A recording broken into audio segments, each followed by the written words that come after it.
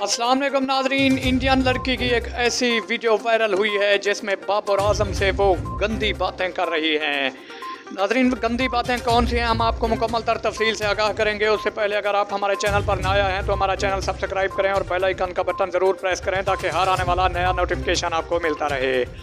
तो चलते हैं आज की आम तरीन वीडियो की तरफ और आपको बताते हैं कि क्रिकेट मैच के दौरान इंडियन लड़की बाबर आजम से गंदी गंदी बातें करने लगी। वो गंदी बातें कौन सी थी हम आपको मुकम्मल तर तफसील से आगाह करते हैं। अफगानिस्तान के खिलाफ क्रिकेट मैच के दौरान अफगान लड़की क्रिकेट मैच देखने आई तो बाबर आजम फील्डिंग पर थे। बाबर आजम से वो किस तरह की बातें करने लगी हम आपको बताएंगे। बाबर आजम से वो गंदी गंदी बातें करने लगी और तरह तरह के इशारे करती रही। तमाम शायकीन हैरान और परेशान नज़र आए और ये सारा मंजरनामा अपनी आँखों से देखते रहे।